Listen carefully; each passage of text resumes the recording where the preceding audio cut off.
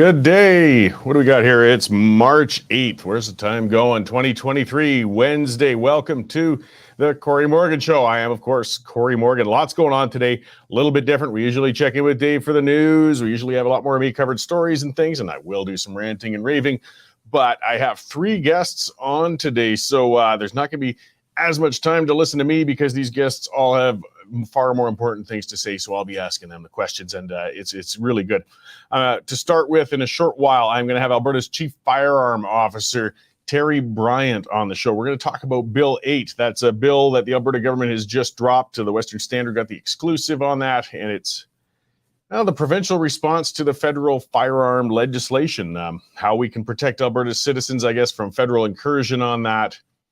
There's limitations, and we'll see with that role as a firearms officer what Ms. Bryant plans on doing about it. And then retired paramedic Don Sharpe, he's going to come on the show. He'll be here in person. We've had him on before because, again, we got a lot of reforms that are being proposed or tried. I mean, we know the ambulance times, the EMS response times are just way out of bounds. They are not nearly fast enough. And I mean, that's something as critical as it gets. And it sounds like AHS, the Alberta Health Services, is really kind of throwing sand in the gears for attempted reforms and efforts to try and do things to speed this up, as well as, of course, the NDP and others on this issue. So Don lends a lot of experience to that issue, of course, as a paramedic, and he's retired, so he can speak out, and he's just, of course, concerned about getting people safe service, emergency service when they need it. This is going on across the whole country, and we need to talk about it here.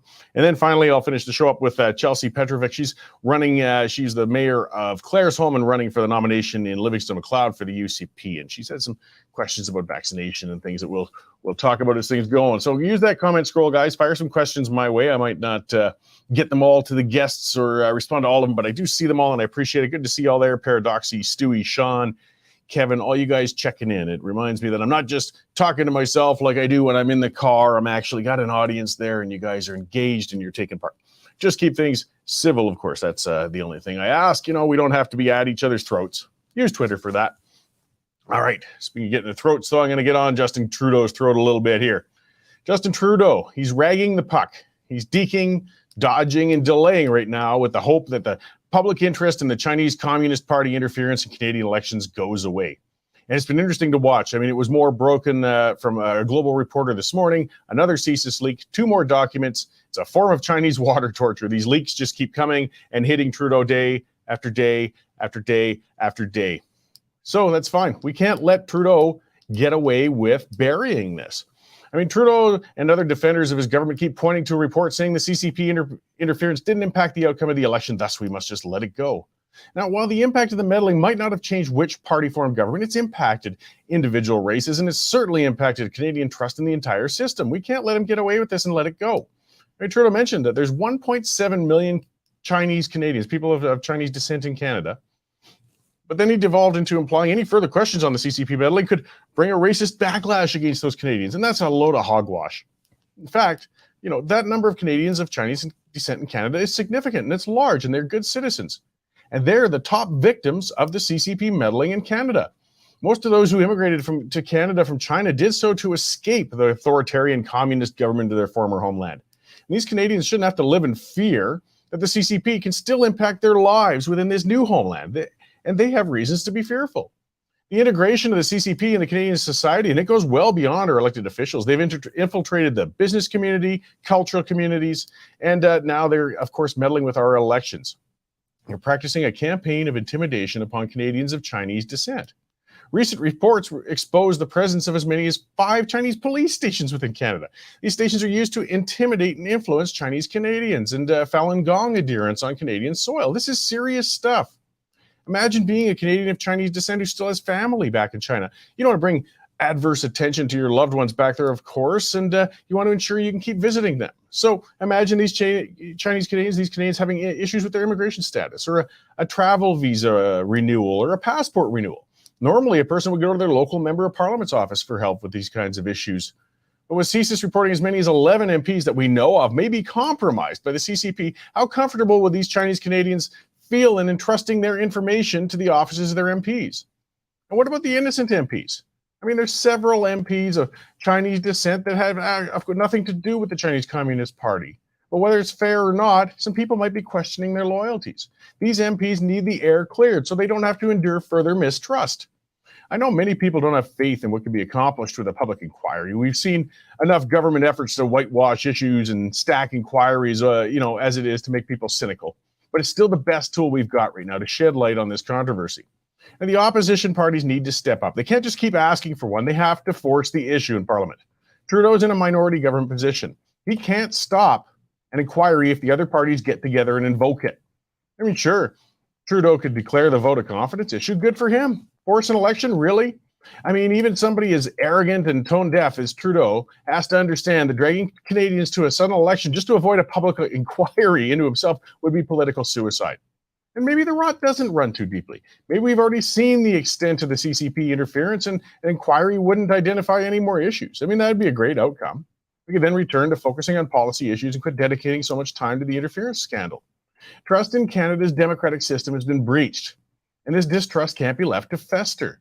It undercuts the stability of the entire nation. Trudeau's games and ridiculous suggestions of appointing a special rapporteur must be dismissed. Who's it going to be? Margaret Trudeau? One of his brothers or something? Come on, Justin. Nobody's going to take the conclusions of an appointee of the Prime Minister seriously. It's bad enough already that a former head of the Trudeau Foundation was tasked with watching over the integrity of the elections. Trudeau won't participate. That's a given. The ball is in the court of the opposition party now. They need to do their jobs and force a full, public, independent inquiry headed by somebody approved by all the parties. And if the opposition parties won't do this, well, then Canada is truly broken. Well, that's where I'm at today, guys. Yeah, those leaks were something else. That fella, Tom, his name's escaping me, of course, once I get on the live show, but he's with Global. He's been doing fantastic work, and he's been, somebody just keeps leaking it to him bit after bit after bit. The latest one is very damning. I mean, Trudeau was he was dodging and deking, as I said, but he's saying, I didn't know anything about it. I was never briefed. Well, 2 documents came forth that showed, no, he was indeed briefed. And the Privy Council they were well aware of this issue. They were well aware of the problem, and they chose not to do anything about it. This is damning. This is devastating. This is very, very serious. And I suspect whoever this leak is, whoever it is with CSIS that keeps slow feeding this information to this reporter with Global, I don't think they want to leak any more than they have to. I mean, there's some people, liberal partisans and others saying, this person's committing treason and they should be charged and they should be hunted down. I mean, yes, there's nothing worse than a whistleblower, isn't there? Especially when it's exposing your own misdeeds. But I don't think this person wants to blow the whistle any more than they have to by the looks of it. They could have released all of this stuff and probably more right away, but they just want to get enough out there to force this issue to be addressed, for somebody to make an inquiry, get into it, find out just what happened, who knew what, where, how. Pardon me. So we're watching this unfold. And I think Prime Minister Trudeau hasn't been getting very much sleep lately because every time they think something's been settled, another leak comes out. And you see, here's some of the cynicism, and I don't blame it. From Karen Mitchell saying all documents will be blacked out. We know nothing will happen as long as I think you meant Singh supports him. Well, excuse me. I don't know. I mean, we've seen so much redacted crap and everything from the government, but yeah, Singh is the problem. He's the one. He's got the power. He's the kingmaker, and he can force this to be a real independent inquiry. They can appoint somebody with the power to compel testimony, to compel documents, to say this will be exposed unredacted. It can be done. Now, whether or not it will be done, I mean, again, remains to be seen. And we've seen enough of this garbage that comes from the government. Oh, here's your freedom of information request, and here it comes back, and yeah, it's all black. Like even trying to find out who spent $6,000 a night to stay in a hotel room. That one came back redacted as well with the Taxpayers Federation. But we've got to keep trying. I mean, the only other option is giving up, and I'm not into that. So we keep pushing.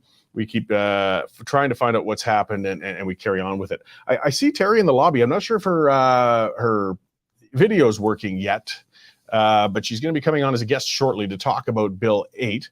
And I believe she's our chief firearm officer in Alberta.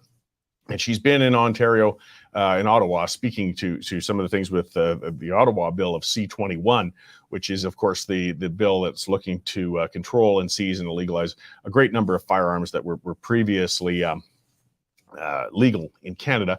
Perhaps if we could bring Terry in and see if we've got audio of her, and we can discuss this. I'm not sure if she can hear me there or not, but we could find out in a moment, and we could discuss that because I got a really tight timeline today. So let's see if we can hear from our Chief Firearms Officer, Terry Bryant. Can you hear me? Oh, okay, there. I can hear you, Terry. So yeah, we can't see you, well, but we can hear you, and that's most important. How you doing?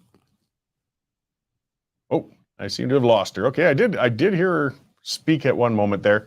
Canadian Shooting Sports Association. Without the CSSA, our gun rights would have been taken long ago. These guys are on the front lines helping to draft smart and intelligent firearms regulations and legislation in Canada, and more importantly, educating the public about how we keep guns out of the hands of the wrong people. To become a member, it's absolutely worth every penny. Okay, let's try that again. It is one of our sponsors, the Canadian Shooting Sports Association. They are a good group standing up for your rights as firearm owners. Check them out, guys. If you value your firearm rights, you must have a membership with those guys to stand up for things. Let's see if we can. Well, we can. The mic doesn't seem to be connected. I'm here. Oh, we got you. I hear you now. Do you hear me, Terry? I'm hearing you fine. I'm seeing you fine. And all I see for me on the right side of my screen is a giant blackness, but at least you can hear my voice. Okay, well, the most important parts are what you can say, but it was great when we had you in studio that last time. It's much easier to see, but I appreciate you coming on today. I know that we can get some glitches technically when things are a remote interview like this, so I really appreciate you taking some time to speak to us today when you're on the road like this. Oh, it's my pleasure.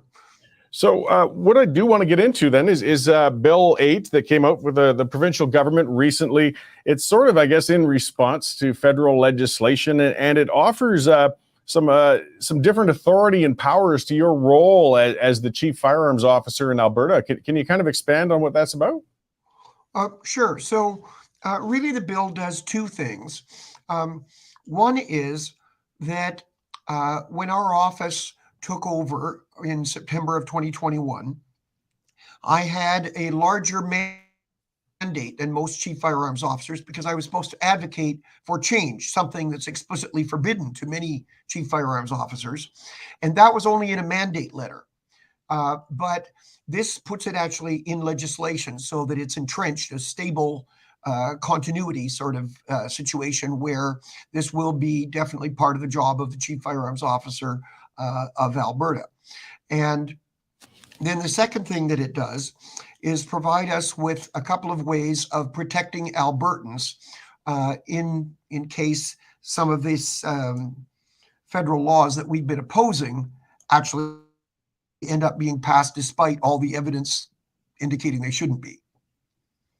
Okay, so would you be acting, I guess, like one of the first things it talks about in the bill is limiting the municipalities and municipal police forces from entering into firearms-related funding agreements with the federal government.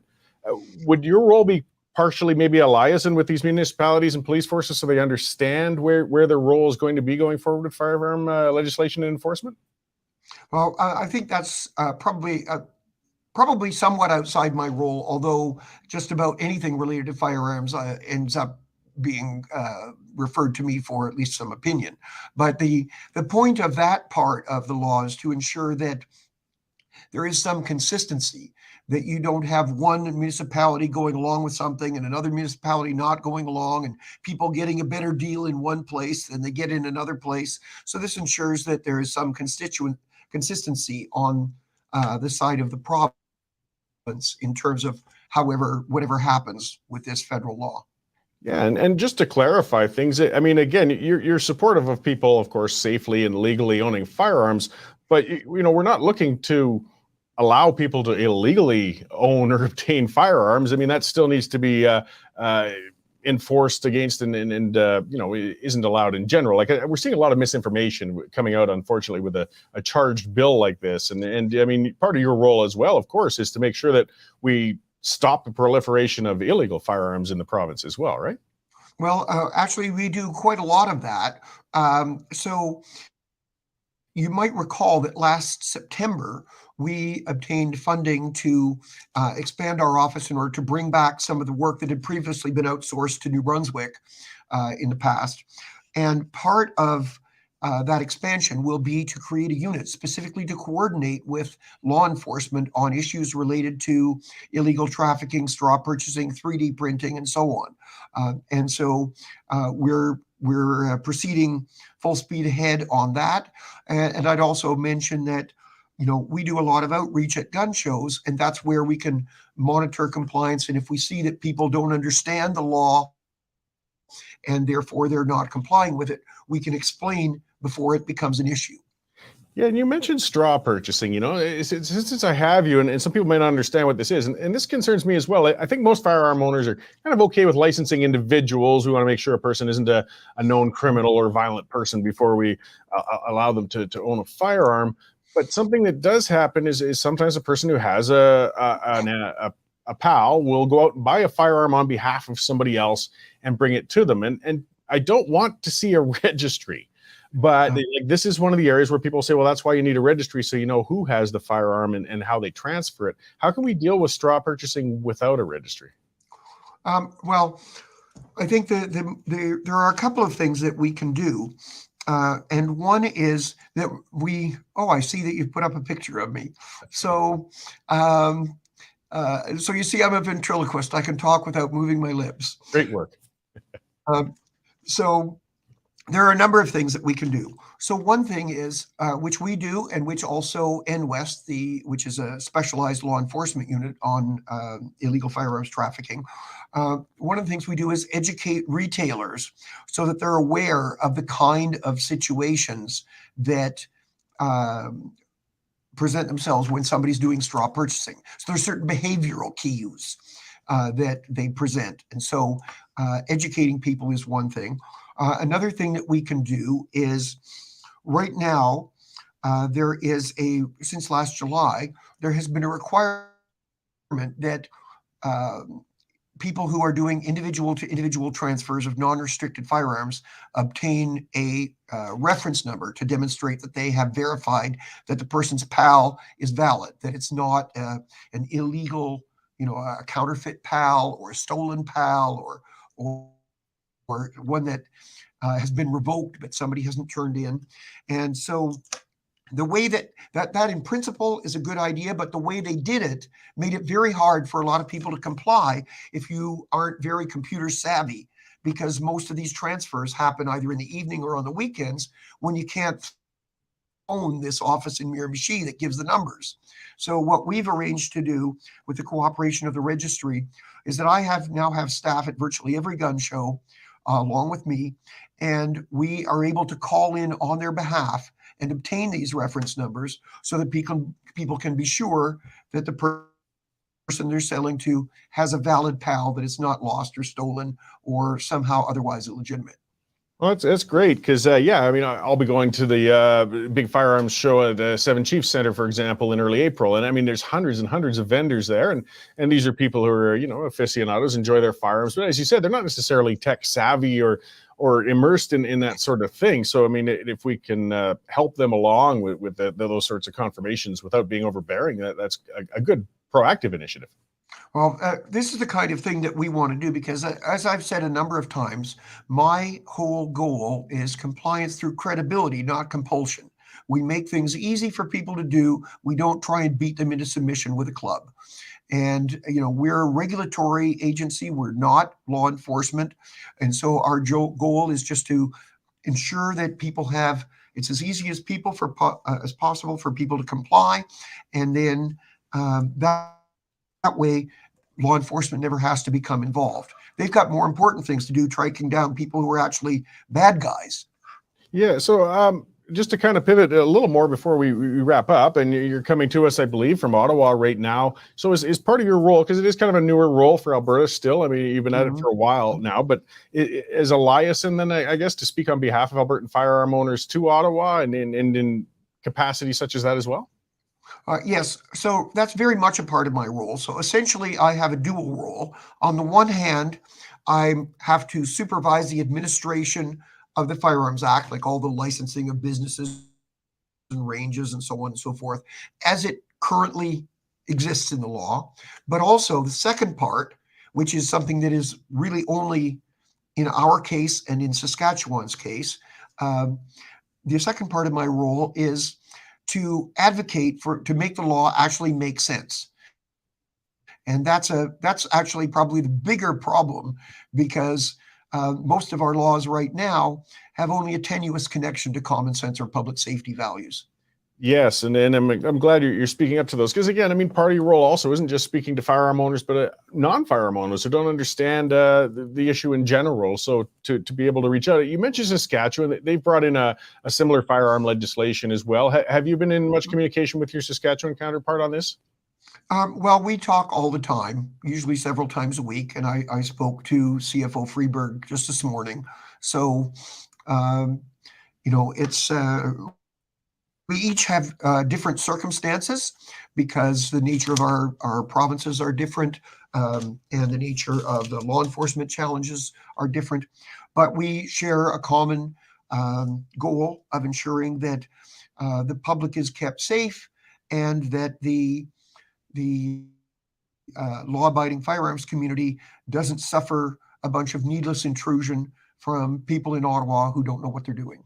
Excellent. Well, I appreciate the work you do. I mean, trying to help people in Ottawa who don't know what they're doing understand what they're doing is a big task, and I appreciate your work on that file. And of course, you're coming on today to talk to us about it a bit. Is there anything more you'd like to add before I let you go? Well, I think one of the key things, when you look at our bill will enable us to do two things. One is, if the worst comes to worst and the feds do end up passing this bill, we'll be able to prevent some frauds through the licensing of anybody who's involved in it. And we'll also be able to create a body to provide legitimate, unbiased, solidly, empirically grounded estimates of the value of firearms, so that if the feds try and take somebody's gun, that they will be under a lot of pressure to actually pay what it's worth. Well, I guess we could hope they don't take it in the first place, but if it does come about, the compensation has to be somewhat fair. So thank you very much for coming on to talk to me today. I hope we can talk again soon, and I really appreciate that, such a proactive approach to this issue. Well, thank you. I always look forward to chatting with you, Cory. Great. Thanks, Terry. I know. All right. So that was Terry Bryant. That's Alberta's Chief Firearms Officer. And, it's important to talk to her and see, I really like this approach. This came about from the Kenney government. Just as she said, she's not there to be an authority figure or crack down or come down on people. It's trying to bring people up to compliance. I mean, to show an analogy, it reminds me of when I owned the restaurant. I had different experiences between inspectors. I had the Alberta liquor, gaming and liquor, who'd be on my case, and those guys were like police officers. They would come in and they would push me around. They were a real pain in the butt. On the other half, and I'm going to segue this into my next guest anyways, I had Alberta Health Services with my health inspector, and he was fantastic. And he would get in there and he would check my temperatures in the coolers, and he would make sure I was compliant. But he looked at his role of making sure he wasn't trying to play gotcha. He wasn't trying to shut me down. He wasn't trying to catch me with things. He was just trying to make sure that I was always operating safely and up to code. It was looking at the matter not as a policeman, but as just somebody who's actually working with me to help things. And that's what I'm kind of seeing out of the role of the firearms officer coming from Alberta. Whereas out of Ottawa, they're looking to hit us. With Alberta, we're just looking to help our law-abiding, and Terry said that repeated, law-abiding firearm owners, which is the vast majority of them. So I really am happy she's working on this and that the province is working in that way. Now, speaking of AHS, though, they aren't always seeming to be looking out for our interests. It is a large bureaucracy with a lot of branches and tendrils, and part of it is our EMS system, which we're seeing across the country is having pressures and a really hard time all over the place. And there's been efforts from the Smith government to speed up our ambulance response times, some common sense fixes, but it sounds like AHS can really get in the way and be a pain. But I'm going to stop babbling on that and bring in, I've got Don Sharpe in. He's retired EMS paramedic. He's been on the show a number of times before now, I believe, and he's in studio with me today to talk about these things. So, hey, Don, good to see you back. Cory, good to see you again. Thanks very much. Oh, I appreciate you coming in this miserable weather. I think this winter's really hanging in this year. Right? No bugs. Yeah. So, I mean, where to begin? There's so much to cover on this, but well, and there's been so much news lately too. I mean, we've had that dysfunction in EMS article that came out in Alberta Views. We had this recent Lights and Siren report from Michael Corman, published by the Parkland Institute and funded by HSAA, the Union of Paramedics. We've had all this in the news lately about this email from a Foothills ER manager, I guess, to her staff, and somebody leaked it to the opposition and the legislature, and that caused a big brouhaha. I could talk about what's going on in healthcare for hours, Cory. I could. Yeah, well, one I want to talk about, kind of start with the emails we had a couple of weeks ago before we booked you on. And one of the fixes we want to have, I mean, you've talked about these common sense fixes a lot for a long time, was patient transfer. You know, we're using fully staffed and equipped, you know, paramedical vehicles to move a low risk patient from one facility to another. That's taking people off the street who are specialized and trained for emergency response, right, and tying them up. So, I mean, it sounds like, okay, we're going to allow some other outside provision of these non-emergency transfers and that, but then they put out this notice for the bids that basically put it right out of bounds. It's like AHS is saying, oh, we're opening the door, but here, basically, you've got to provide us with a fully equipped ambulance if you're going to do it. Well, and again, let's look at the basics of this problem. Is emergency ambulances, the critical care vehicles that look after the sickest patients, staffed by our very best paramedics. They're a finite resource. And to use those vehicles to transport patients who need a cast change or need to go in to get fitted for orthotics, that's like taking a limousine to the grocery store. It's way more vehicle than that person needs. So let's look at alternative transfers. Let's make sure that those critical care vehicles are available for our sickest patients. And isn't that the problem right now, is a lot of them are stuck in the hospital hallway, right? And they're not available in the community to respond. So it's real easy for me to see the need for alternative transport. This should have been done years ago. But again, HS dragged its feet. I asked them numerous times to look at this issue and they refused. Well, now they're kind of being forced to. And let's remember, when we talk about AHS and the government, they're two different things. AHS is the large bureaucracy that frequently takes instruction from the government, or has in the past, and gone, yeah, we'll get on that, right? And then they either do it for 6 months and ignore it, or just refuse to do it altogether. So now they've been instructed by the advisory committee to actually enable alternative transport, which right now, Cory, is happening. There's a paramedical company here in town right now that is taking phone calls from the Foothills Hospital. In fact, they have 2 trucks staged at the Foothills right now, private operators, to move patients out of the Foothills Emerge to places where they need to go, stable, non-emergent patients. And there's also, I know every day, because I talk to these people, I talk to the crews. They're taking calls, they're doing transfers from the Peter Lougheed to the Foothills, from cardiac rehab centers to nursing homes. It's happening now, and it's happening with a phone call. Hi, medic, I need an ambulance to move a patient from the PLC to the Foothills. Can you do it by 2:30? Yep, no problem, click. So what's AHS's answer? That's the question. From what I understand, hearing about this new request for interest, is that AHS is going to try to put a mobile data terminal in every one of these transfer vehicles. These vehicles only have to be staffed to or equipped to a minimum standard, I understand, with an AED and a basic first aid kit. They don't have a lot of equipment. They've got a couple of basic providers who are provincially registered. They're trained. They've been hired by a responsible business owner who probably this isn't his main business, some of them. A lot of them do oil field work, but they have high quality vehicles. They have high quality staff. They're able to start tomorrow moving patients. But HS is going, we got to go through this whole big rigmarole. We got to make sure, we got to check your financial underwear. We got to have a quick pick at your details. And we got to make sure, I think it's onerous. I think it's irresponsible. And I don't think AHS can put any of these alternative transport vehicles in that fashion on the street until the end of June. And we need them today. Well, and we need them today. And those vehicles are there now. I mean, I worked in the oil field for 20 years. They're fine vehicles. They're often, this time of year, there's a lot of them sitting on standby, more than equipped enough to just take some of the load off. Every one of these vehicles that takes somebody from hospital to hospital means that you've got some highly trained paramedics are now available somewhere else. Right. But so here's the question. Who's enabling these transfers, making them happen, and who's blocking them at AHS? Well, the people who are making it happen are brave unit managers at some of the hospitals who say, look, I have 3 patients in my Emerge. I've got a lot of people waiting in the hallway to get into Emerge. I need these patients taken back to the nursing home right now, not 6 hours from now, not tomorrow, right now. So I'm going to phone a private company and they're going to come and get these patients. They're going to move them where they need to go and they send the bill to Alberta Health and they get paid. And it's a reasonable fee. They're not grossly, they're not overcharging or gouging anybody, and they're getting the patients moved safely and quickly.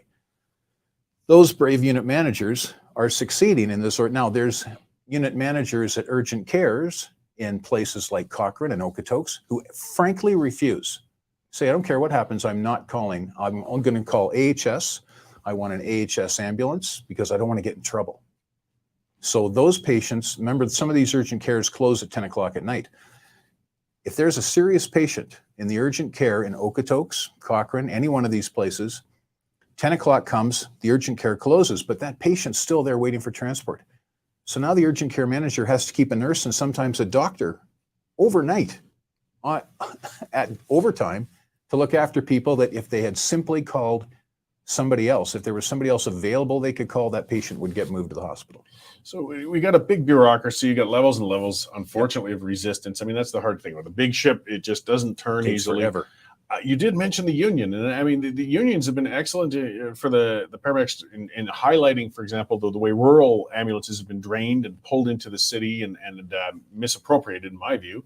But at the same time, isn't there a bit of the resistance, I guess, when it comes to, because that's instinctive for a lot of unions. Well, we don't want to allow private in here, though. We can't let another group come in here and start taking care of it. Well, look at this latest report by Michael Corman, published by the Parkland Institute, commissioned by HSAA, the union. Neither one of them are interested in talking about privatization. They're very much against it. And I would support 100% public health care if they could do the job. But I think AHS and especially EMS have proven they can't. We simply don't have the vehicles or the staff to move patients right now. And I'm not talking about, we could grow more paramedics. Do you remember that article, Bill, I can't remember, Bill McFarland published? He blamed the lack of paramedics these days on the low birth rate over the last several years. I laughed so hard. He wouldn't call me back. I don't think he wanted to talk about it. It takes time to train paramedics and buy trucks. New ambulances, by the way, you can look it up, wheeled coach, type 3, brand new ambulances, $240,000 US.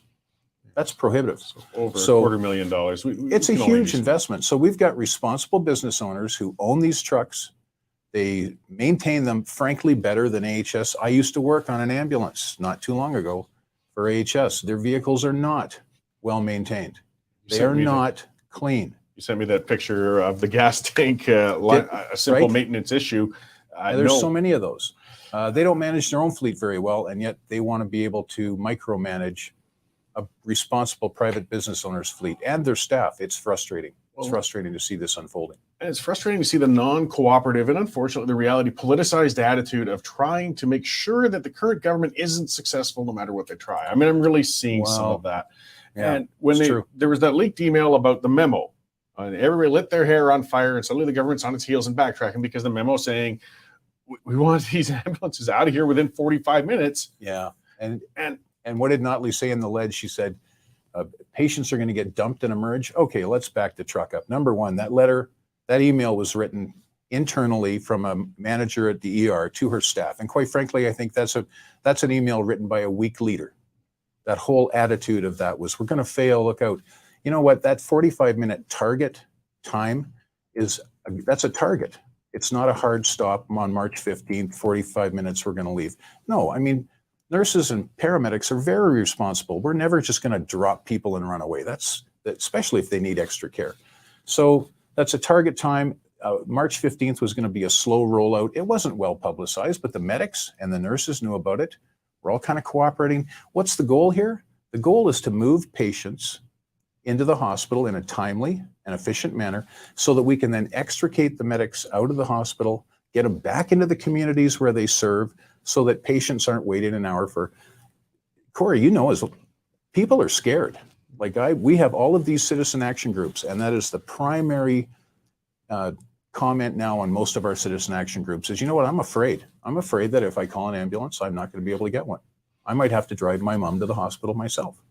And setting a target at 45 minutes to get somebody in, drop off, do the paperwork, do the transfer, and get out. I mean, that's the goal, and that's that sounds unreasonably long already. It's twice as long as we used to drop them off. And not only that, but the Canadian standard for turnaround times in hospitals in Emerge is 45 minutes. Alberta is the outlier right now with AHS's 90-minute turnaround time. It's and it's gone on far too long. Like I said, they've had years to fix this. And again, making it clear the government can only do so much. There's legislation that prevents them from moving too quickly to make changes at AHS. That's for a reason. But AHS has got a responsibility here that they've failed to fulfill. And I think at the end of the day, this is a leadership problem. And we need erasing the board, the healthcare board, was a great move. Moving on from having our chief paramedic in charge, and now we have a provincial lead, a provincial head of EMS, Athana Metsalopoulos. You know, she's done some work before with the red tape reduction project. I think she's very skilled. So I'm looking forward to some positive changes, but again, alternative transport, that should be happening right now. Not next week, not 2 weeks from now, not 3 months from now, certainly. The vehicles and the equipment and the people are ready to do it right now, and they're needed right now. Well, yeah, and it's a solution in front of our faces. I mean, a lot of the things that, again, we listen to, and I won't even go left, right. We're hearing it in every province, but they're saying, we need more money, more money. Well, no, if there's only a finite number of bodies, you can pump all the money in there that you want. I mean, if we're talking about nurses and doctors, but when we are talking about patient transfer, actually, we do have the means handy. We have the trucks, we have the people. Yep. Money will take care of that and one. It's not expensive. That's the thing. These guys aren't looking for a windfall. I'm not sure exactly what the financial structure is going to be. I hear it's going to be a flat fee based on so many transfers a day. Here's the interesting thing, though. What AHS wants is total control of these private operators' resources. In other words, they want to put an MDT in the truck, a computer, so the crews have to learn how to use that. They want to control. I hear there's going to be a rule that they can't refuse a transfer. So if you're offered a transfer or you're told to do a transfer at the end of the day that's going to run you past the end of your shift, that's fine. In EMS, we understand late trips. But if it's going to happen 3 times out of 4 shifts that you end up doing a late trip, I mean, this is what they're doing to the Emerge crews now. Keeping them late, running them hard, burning them out. Yeah. And that's why 40% of them are off sick. So again, I've talked to some of these people who work as they used to work for AHS, but now they've left AHS. They don't want anything to do with AHS EMS. And they've gone to work for these private operators. They say, what are you going to do the first time somebody says you have to stay late and do a transfer? He goes, that's not going to go well. Well, and unfortunately, that's why I left. It sets up some of the conflict potentially too. And that's what I get fearful of when they start basically already creeping in and turning these alternative transport vehicles into full out ambulances. You give it 2 more years. Next thing you know, well, now we're going to require you to be unionized. Now we're going to require your certification to be up to paramedic level. Next thing you know, you're back to basically AHS ambulances on the road again that can be tied up very expensively doing patient transfers that we were trying to avoid in the first place. Yeah, that kind of creep. I guess I hadn't thought of that as certainly possible. My focus is the immediate problem right now of just the patient who's right now in the High River Hospital. She's an inpatient. She needs a stretcher to get to South Health Campus to get an MRI. Right now, the nurses will phone and say, I need an ambulance tomorrow to move a patient on a stretcher for MRI. If she doesn't make that appointment, that MRI sits empty, she doesn't get looked after, and that's happening over and over and over. And that can be changed. That's a stable stretcher patient that could go. Now, here's the other problem. This alternative transport issue that AHS has got planned isn't going to affect any communities outside of a 50-kilometer radius from Calgary or Edmonton, big centers. So if you live in Banff or Canmore, you're outside. No, that's not going to affect you. Or if you live in Sundre. Sundre right now is moving patients sometimes by taxi to the city. And their concern at the hospital is who's going to pay for that? So when I heard that question, I said, send it to Alberta Health Services. Send it to the same people these other paramedical outfits send. I mean, that should be paid for by this organization, AHS, that said they were going to take care of EMS and inter-hospital transfers, and quite frankly, isn't doing a good job. They're not doing a good job now. Now they want to take on the additional monster of alternative transport. They'd welcome, take some of this off our hands because we got a million other things we're dealing with. And AHS believes that there's no amount of managers that they can hire. We're always going to need one more manager. So that's another. I think the whole thing's crazy. They're not doing themselves a service. They're not doing patients any service. And I'd like to see them move forward with a quicker solution. Well, we've been talking about it for years, and that's part of the issue. And I mean, Should have happened years ago. Governments move very slowly with it. Yeah. I mean, we keep bringing up. I mean, it was that horrific case of that woman who was attacked by dogs, and Oh, most man. definitely could have possibly been saved with a quicker response. She was a 10-minute drive from the Yeah. biggest hospital in Alberta. So let me jump on this. Another little side note here. The Health Quality Council of Alberta, they're the ones who did the report on the fatal dog bite. They left out all of the issues with leadership. They didn't mention leadership and poor leadership not even once. I spoke. I phoned them and said, can I come in and talk to you? In 2018, I went to the Health Quality Council. I made a presentation. I said, your little focus website you have with all the times, I said, keep some EMS stats, response times, hospital turnaround times, hospital wait times. Oh, yeah, we can't do that. We're really busy. I said, no, this is important. And this is healthcare. This is EMS. This is hospital. Yeah, no, we're too busy. I got blown off by them 2 or 3 times. And you know what? Now I see them doing this fatal dog bite review, and I go, you guys dropped the ball. Health Quality Council of Alberta dropped the ball 4 years ago. They could have got in front of this and actually been part of the solution rather than sweeping up the mess with this report on that fatal dog bite attack. So getting on to the solution, how do you? I mean, you try and piecemeal. We've got things that are proposed here and there, but again, you got that big, monstrous leviathan of a bureaucracy with the AHS. What can government or people or just anybody do? How? That's the hardest question. I mean, you know the solutions, but how can we get this machine to embrace the solutions? Well, the first thing you got to do is you got to talk to the people that are doing the work. Right now, the only time they talk to the people that have solutions or make suggestions is they punish them. Take a look at that paramedic right now who's been disciplined multiple times for speaking up, simply foiping documents and going and speaking to a reporter. Brave kid. He's a brave guy. He's got a family. He could lose his job. He won't quit fighting. And it's unfortunate that's what it has to come to. And again, that's a leadership issue.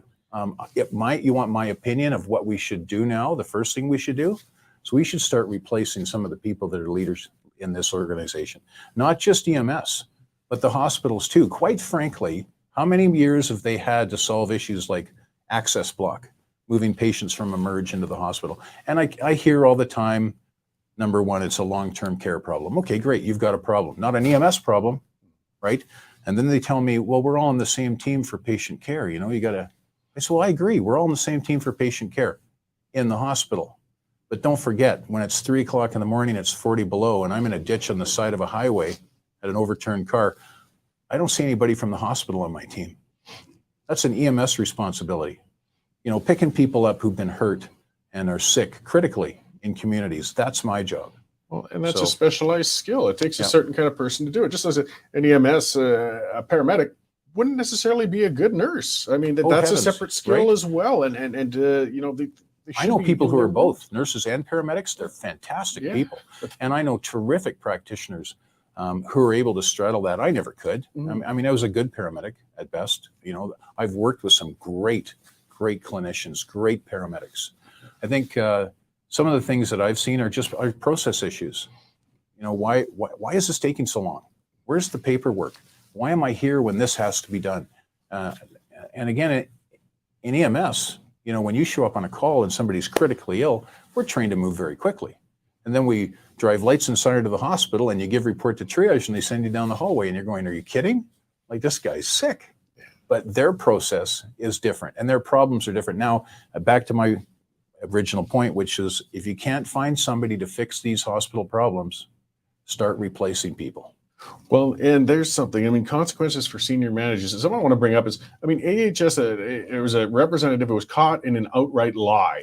That was on the documentary, the great one with CTV with Kathy Lee. Yep. When he said, we do not discipline people for speaking up. And then right after it pops up, well, here's one being disciplined for speaking up. Now, there should be consequences for him lying to the public on a critical issue like this. Yeah. There was no consequence. It's funny. One of the managers mentioned, well, he retired. And I go, well, did he retire or was there? And he goes, actually, we can't talk about it. I said, well, if you can't talk about it, he probably didn't just retire, did he?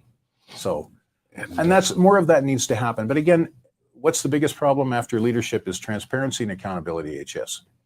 AHS doesn't want people foiping data. They make it very difficult to actually get, and they, these presentations that EMS goes out to They send executive directors out to speak to these town councils in these small towns, and they just baffle them with all this gibberish, which is what it is. If it's medicine, right? And it's all these statistics and a PowerPoint. And really, town councils should be going, wait, I don't need any more information. Where's my ambulance?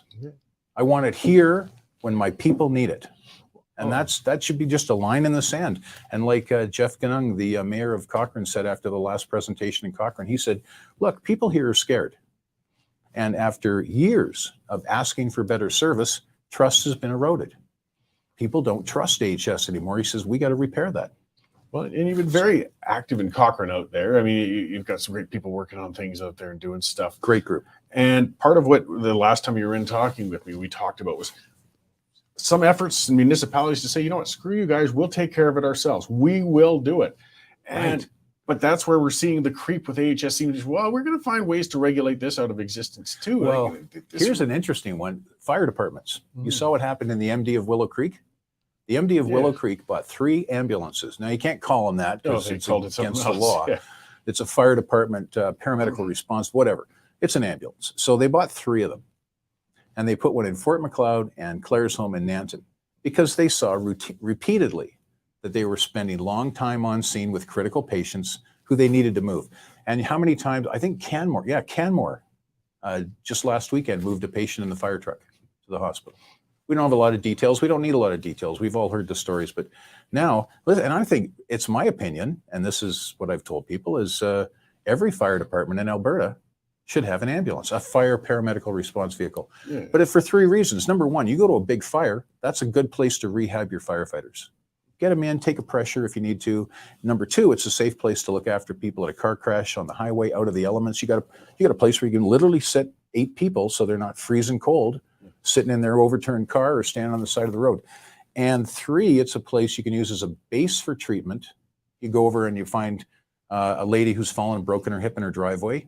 You're going to leave her in the snow for 40 minutes till AHS gets there, or are you going to put her in a nice warm bus design? And number 4, if you have to transport, giddy up. You phone medical control. You say, listen, I got a lady here who's really sick. AHS is too far away. Hospital's 10 minutes away. We'd like to go. Well, and again, and that's that overlap of the skills too. Exactly. I mean, we know that there's a degree of emergency health training for firefighters, but they are firefighters. Their primary role is getting that fire out. We don't expect a paramedic to go into a place where there's propane tanks ready to blow and knowing what to do with that. And we don't expect a firefighter to be the best paramedic around. Well, hang on. I'll disagree with you there because Cochrane has a number of, I think they have 8 or 10 people who are trained to the absolute top paramedic level. A lot of them work part-time for EMS. They're terrific practitioners. I would work with any one of them. I would let them treat my family. They're terrific paramedics. There's also small services, volunteer services in towns where they really have the minimum MFR, medical first responder training. And they do a great job too. They can do CPR, they can stop the bleeding, they can hold somebody's head still in a crash. But there's lots of fire departments who quite frankly could run an ambulance service tomorrow better than AHS could. Well, yeah. And I encourage every fire department to get an FPRV. And I won't devolve into the Prentice issues as we have in my area. I mean, and our proximity to the city means we are constantly drained of our local resources, and it's frustrating. Prentice is known as the bitch truck. Yeah. Nobody wants to work it because it's never there. No, it's too close to the city. It's just there, ripe for the taking. Yeah, it goes to cover everywhere else, and it just means that maybe you don't deserve the same coverage as the city. Yeah, it doesn't sit well, does it? No. Sure doesn't. They've got a resident down there who's going to make more noise about that yet. That's good to hear. All right. Well, there's so much to cover. And I mean, it goes fast when I have you in, Don. We'll have to have you back because this issue is just so frustrating, so stupid, so relatively easy at least to bring in some solutions. And we've got resistance to those solutions. It just ticks me off every time. I really appreciate that you keep bringing it up and highlighting it and putting this stuff on the web and Facebook and such. So before I let you go, where can people find more info? Because I know people are concerned everywhere with this one, but it's a shotgun approach. Right, because you're seeing it in the news all the time. So we found Facebook to really be really effective. Citizen action groups in each community are springing up, and people are working together to try to put pressure on AHS locally and also on their town councils, give them good advice and back them up. And I really hope that RJ Sigurdsson, who's doing great work as the parliamentary secretary, I really hope that he starts touring around the province and meeting with people in these towns and talking about EMS and I encourage people locally, especially in the smaller communities, to get together and start working on solutions. Call me anytime. You can find me on the web. Great. Well, thank you very much, Don, and I'm sure we'll be talking again. Thanks, Cory. All right. So that was Don Sharpe. He's been here before, as I said, and he's very active online. He's active on the ground. He comes out to towns. He speaks. He helps. I mean, he's not waiting for somebody else to get it done. And I just really appreciate that. We've got to. That's part of that attitude, saying, we've got this big machine. It's going to fight. It's going to try to avoid turning. And the only way that's going to get fixed is if we take it up ourselves and put that pressure on. They're not going to willingly do it. And that's what Don's been doing. As Luther is saying, he is sharp. Yes, he is indeed. And it's a good play on words. And I really, really appreciate what he does. Okay, as I said, we've got a really tight show today. So I'm going to pop right into our next guest quite quickly here. We'll run a quick ad before we get there too as well. But and we will speak a little more on the local level of politics. So it's Chelsea Petrovic. She's a nominee or running for the nomination down in Livingston-McLeod. And things are getting pretty hotly contested as we got a spring election that's going to hit us in just a couple of months here. So the UCP's really kind of put off the nominations right to the bitter end in some ways. But I guess when you're changing leaders and things get backed up. So let's go to Chelsea when we can here. And we'll have a conversation. Hey, Chelsea, how you doing? You're outside. Yeah, sorry, you guys. You got me out while I'm campaigning. So you get me while I'm live streaming on the back of the car while we're hitting doors. I understand. Yes, it's nomination is a lot of work, and that's the way to do it, is hammering on doors. To give a little bit of background, I guess it was Roger Reid is the incumbent. He's not going to run again. And you've got a number of other people running for that nomination right down there in Livingston-McLeod. Is that correct? Yeah, there was initially, I believe, 8 of us, and now we're down to 3. So I'm hoping to be number 1 on that ballot coming here Friday, Saturday, Sunday, and be the voice for Livingston-McLeod. We know we haven't had one for a long time, and it's time we bring back the politicians back to Ralph Klein days, where we have some more people politicians and less party politicians. Well, you note there hasn't been a voice for a long time. I mean, there was a UCP MLA there. I got to admit, Roger Reid wasn't one that you really saw or heard a heck a lot of. We have that problem in some constituencies sometimes. Is that part of what the issue is down there right now? Yeah, the biggest concern, I think, as I go door to door, is the voices haven't been heard for the last number of years. People are quite concerned about that. I've had people that have tried reaching out every day for months on end with no response. So we're hoping to change that here. We've been hitting the ground extremely hard, listening to everyone's concerns, and it's actually, most people are surprised to see a politician come to their door in this riding, and hopefully we can make that change and start having the politicians that are going to work for the people instead of the other way around. So what prime issue is your campaign riding on at this point down in that constituency? Well, I think that first and foremost, we're extremely excited to have a potential politician that is willing to get out there, willing to start listening to all of the concerns across the riding. A biggest thing for us here in Livingston-McLeod is the continual overreach. We're worried about that federal government and how they continue to dabble in stuff that's not necessarily their business. So hoping we can move forward in a positive direction and start making choices at that local level, and what we here in Livingston-McLeod, we kind of know what's best for us here. So let's move on towards that positive process and tell the federal government to back off a bit. Right on. So what's the timeline on your nomination? Before I let you go, I know it's a quick hit and you look pretty chilly out there. So is the membership cutoff passed already, or is it still going? Where are you sitting with the nomination right now? So the nomination has cut off. It cut off on February 16th. We didn't have a lot of time to sell the memberships, unfortunately. The voting dates will take place on the 9th, 10th, and 11th across all of the nominations. So it's six locations, 6 different times over a period of 3 days. So if anyone's looking for more information, I have that on my website at chelseapetrovic.com. You're able to vote at any voting location, but they have tried to spread it across the constituency as much as possible. Great. Well, thank you for taking a moment out of the door knocking to join us out in that cold there. I'll let you get back at it and maybe warm up. When you shake hands with cold fingers, it can make the wrong impression sometimes. So thanks for talking to us today. I always appreciate, enjoy watching, a contested nomination. I think that's important in some of these constituencies that get taken for granted. So thanks for talking to us today, and perhaps we'll check in again down the road. Perfect. Thanks so much for having me, you guys. Have a great day. Great. Thank you. So just that reminder, that was Chelsea Petrovic at chelseapetrovic.com. CA, I believe she said, and it's a nomination that's running down Livingstone-McLeod.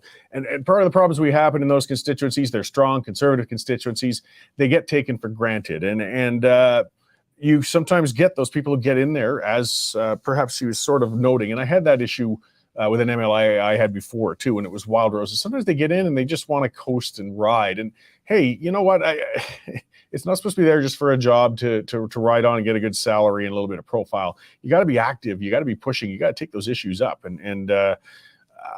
Hopefully that constituency gets a person who will do those things for them. Because I mean, again, I know somebody else pointing out saying, we need independence, not more UCP. Yeah, fair enough. But the reality is with the polling in Livingstone-McLeod and some of them, I mean, unless something incredible happens, it's going to be a UCP MLA. So the real race for that is the nomination that's happening right now. So we just had Chelsea pop in to speak on that. As I said, there's a lot of nominations that they've put off right to the end. They're happening. They got a whole bunch to get done in this next couple of months. We're still watching things unfolding in Rimbey, Rocky Mountain House, I think it is. And that's where Jason Nixon's pretty embattled, and that's going back and forth. They're trying to stop the nomination there. I know opponents to the UCP love pointing at that there's still some internal division and infighting going on, and there is. It never seems to stop. So, it's tough. Vlad saying, when will people stop voting Uni Party? Seriously, I get frustrated with party lines, but it's I could be paraphrasing the wrong person. I think it was Churchill saying, democracy is the worst system on earth, except for all the other ones. Like, there's no perfect way. The only main thing is take part, participate, get up, get out there. And, follow that theme with Don, who was in here talking about EMS and what he's been trying to do, trying to engage communities, rural communities, urban communities. Get up there, fix your own EMS, because the current one isn't going to do it. Lots of stuff breaking, lots of stuff going on. This was a really packed show. Next week, I got something really special going on. We're going to have Tamara Leach. I'm going to talk to her one-on-one. We're going to have a good conversation. I mean, there's certain things she cannot talk about, and it's fair enough. She's still, working her way through the courts and all that stuff. But she's been speaking and coming out publicly again, which is good. And it's going to be a very interesting conversation. I'm really looking forward to that. So don't miss next week's show, guys, because she doesn't talk to a lot of press. She understands, well, for one, there's legal challenges. And of course, the mainstream media is not her friend. It's not your friend either. So there's that reminder, guys, before I let you go. If you haven't subscribed already, take out a subscription and a membership with the Western Standard. That's how we pay our bills. That's how we stay away from being beholden to the government or any government. And $10 a month, it helps support us keep these shows going, keep our columnists going, keep our reporters going across this country. So thank you all for joining me today, guys. I appreciate it. It was really a packed show. I didn't get to do most of my ranting that I normally do because we had a whole bunch of guests, but that's okay. I will have plenty more ranting to go, and I will see you again next week at this time. The current Lethbridge feed grain prices are unchanged, with cash barley at $4.17, feed wheat at $4.32, and corn at $425 per ton. In the milling wheat markets, May Minneapolis futures are down 10 1/4 cents at $8.42, with a local hard red spring bid for April movement at $10.95 per bushel. In the oilseeds, nearby canola futures lost $2.40 at $810.50 per ton, with delivered values for April at $17.92 per bushel. In the pulse markets, nearby red lentil prices are unchanged at 33 cents per pound, and yellow peas are trading at $12.50 per bushel. In the cattle markets, April live cattle decreased 90 cents at $165.08 per hundredweight. I'm David Lee at Marketplace Commodities, accurate real-time marketing information and pricing options. Canadian Shooting Sports Association. Without the CSSA, our gun rights would have been taken long ago. These guys are on the front lines helping to draft smart and intelligent firearms regulations and legislation in Canada, and more importantly, educating the public about how we keep guns out of the hands of the wrong people. We've become a member. It's absolutely worth every penny.